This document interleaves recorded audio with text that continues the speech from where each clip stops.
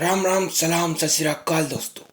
आज का हमारा टॉपिक है मल्टीपल कैंडलस्टिक पैटर्न की पार्ट 2 की वीडियो। पार्ट 1 में हमने बुलिश एनग्लिफ और बेरिश एनग्लिफ के बारे में जाना था।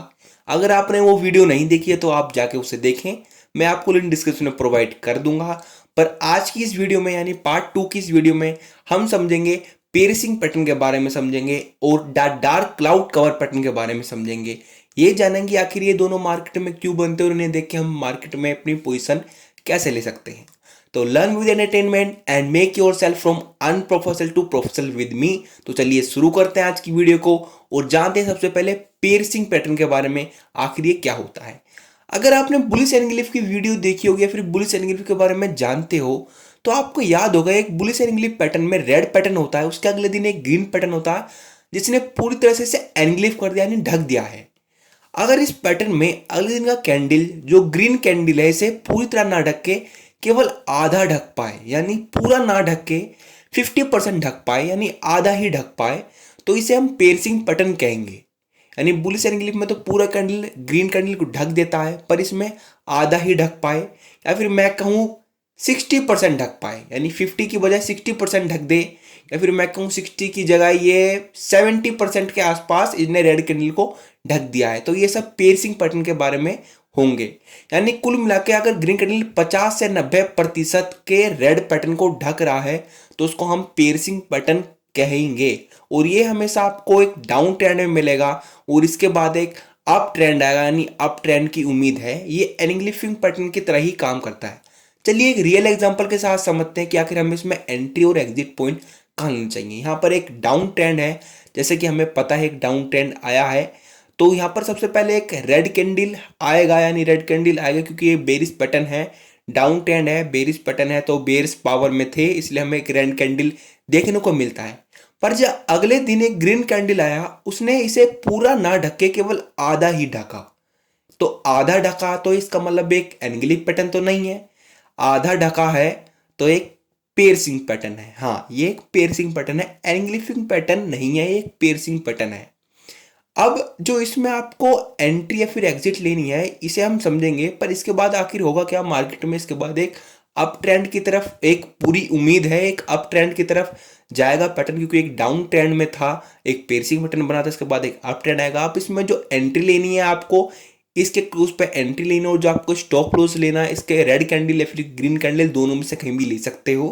इसमें कोई बड़ी बात नहीं। अगर आपने पहली सी वीडियो देखी हो तो आपको समझ में भी आ रहा हो कि हमें एंट्री और स्टॉप लॉस कैसे कैसे ले रहे हैं। तो चलिए एक रियल एग्जांपल के साथ और चीज़ें आपको क्लियर हो जाएंगी। एक टाटा कंज्यूमर का 1 डे का ये चार्ट है।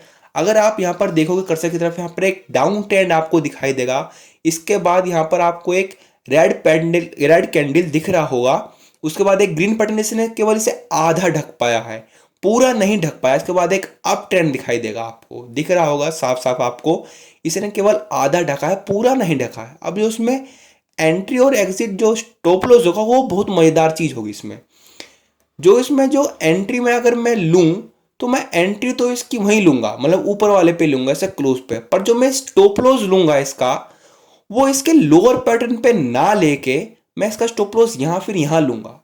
अब मैं ऐसा क्यों कर रहा हूँ, ऐसा मैं इसलिए कर रहा हूँ क्योंकि मैं इसमें इतना रिस्क नहीं लेना चाहता, क्योंकि पेरिसिंग पैटर्न एक एनग्लिफ पैटर्न के मुकाबले कमजोर होता है। आप ही सोचो अगर एंग्लिफिंग पैटर्न एक पूरा कैंडल ग्रीन कैंडल होता है जैसे 100% ढकता है, पर पेरिसिंग पैटर्न केवल आधा ढक पाता है, तो मैं इसमें इतना बड़ा रिस्क ना लेके केवल अपना स्टॉप लॉस इसे ऊपर लगाऊंगा। अब आपके दिमाग में सवाल उठ रहा हो कि मैं अपना स्टॉप लॉस यहाँ क्यों ले रहा हूँ। मैंने वीडियो में बताया था कि मैं स्टॉप लॉस लोअर पार्ट पे लेता हूँ, जोन सा भी बड़ा हो उसके नीचे का लेता हूँ। भाई ये चीज आपको एक्सपीरियंस से गेन होगी। आप अपना एक मार्केट में जो लॉस होता है आप खुद एस्टिमेट कर सकते हो। मेरी बताई हुई चीज एक पत्थर की लकीर नहीं है, ये रट्टाफिकेशन या फिर एक किताबी भाषा में नहीं जाना है आपको। हमेशा मैं बार बार कह रहा हूँ be flexible in your trade. आप अपने मुताबिक एंट्री और एग्जिट पॉइंट भी ले सकते हैं मार्केट में। मेरी बताई हुई चीज कोई पत्थर की लकीर नहीं है, बस आपको ये चीजें धीरे धीरे एक्सपीरियंस से गेन होंगी। अब हम समझते हैं डार्क क्लाउड कवर पैटर्न क्या होता है। Dark cloud pattern same to same एक बेरिश एनग्लिफिंग पैटर्न की तरह ही होता है। इसमें भी सबसे पहले एक ग्रीन कैंडल होता है और अगले दिन एक रेड कैंडल आता है जो केवल इसे आधा ढक पाता है, यानी सेम टू सेम 50 से 90% इसे ढक पाता है।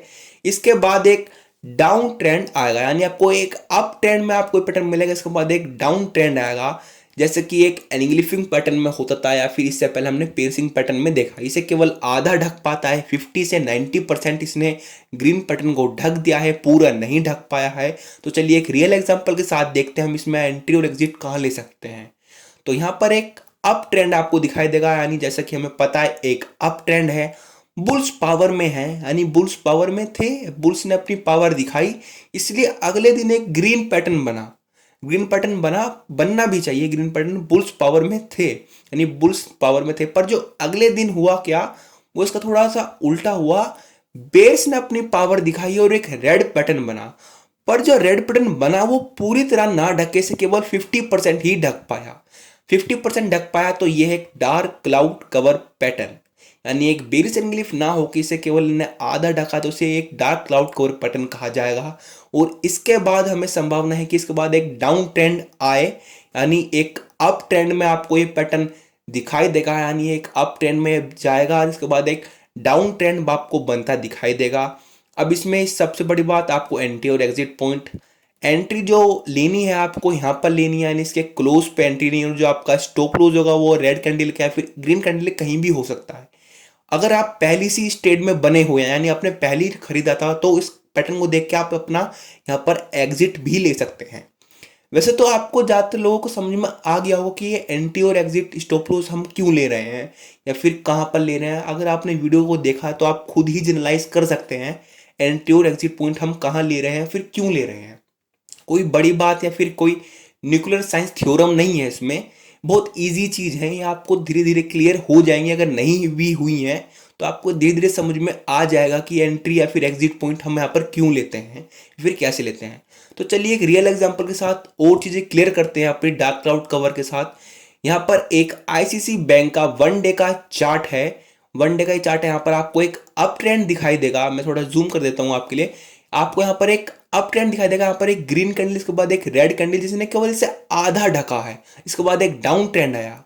ये देखिए एक अप पैटर्न, यहाँ पर डार्क क्लाउड कवर पैटर्न जिसने केवल आधा ढक पाया, इसके बाद एक डाउन ट्रेंड। मैं अपना एंट्री यहाँ लूंगा, पर स्टॉप लॉस अपना मैं रेड कैंडल या फिर ग्रीन कैंडल किसी पे भी ले सकता हूँ। अब एक बात और जो आपको समझानी चाहूंगा मैं, अगर आपको ये लगता है कि भैया मार्केट में एक दिन में ही पैसा आप कमा लोगे, तो ऐसा नहीं होगा। मार्केट में भैया धीरे धीरे आप एक्सपीरियंस और चीज़ें सीखते रहोगे ना, तभी चीज़ें ज़्यादा समझ में आई होंगी या फिर आएंगी। अगर आप कैंडल पैटर्न के साथ जितना ज़्यादा टाइम स्पेंड करोगे, जितना ज़्यादा इन्हें सीखोगे, आपको उतना ही ज़्यादा ही समझ में आएंगे और एक्सपीरियंस गेन होगा। मैं बार बार कह रहा हूँ, इन चीज़ों का रटो मत भैया। वीडियो को 2x पे लगाकर कोई फायदा नहीं है। ये सीखना कि एंट्री कहाँ लेनी है और एग्जिट कहाँ लेनी है, भैया ये तो आप गूगल कर लेते, इससे बढ़िया तो गूगल करके आप साफ साफ बता देगा आपको कि एंट्री कहाँ लेनी है, एग्जिट कहाँ लेनी है। मेरा समझाने का मकसद ये है कि क्या हुआ होगा मार्केट में कि ये पैटर्न बना। हमेशा इस चीज पे फोकस करो कि क्या हुआ होगा मार्केट में कि ये पैटर्न बना। जिस दिन आपने ये चीज समझ ली ना, आप भाई साफ साफ आपको क्लियर हो जाएगा कि मार्केट में अब एक अप ट्रेंड आएगा फिर डाउन ट्रेंड आएगा, क्योंकि आपने रट्टा नहीं मारा है, आपने चीजों को समझा है। इसलिए बार बार मैं कह रहा हूं, इन चीजों को समझो, समझ के ही पैसा बनाओगे, बिना समझे इससे कुछ नहीं बनाओगे। दूसरों की टिप लोगे, सुनते रहोगे तो भैया हमेशा घाटे में रहोगे, कुछ नहीं सीख पाओगे। इसलिए सीखो। अब आखिरी बहुत जरूरी काम, भाई चैनल को सब्सक्राइब कर दें और वीडियो को लाइक करें, कमेंट करें और शेयर भी करें अपने दोस्तों को। और कमेंट में अगर आपको कोई डाउट है, अगर कोई भी डाउट है तो आप वो भी पूछ सकते हैं, क्लियर कर सकते हैं। मैं आपको तुरंत रिप्लाई देने की कोशिश करूंगा या बता दूंगा आपको। तो thank you for watching this video.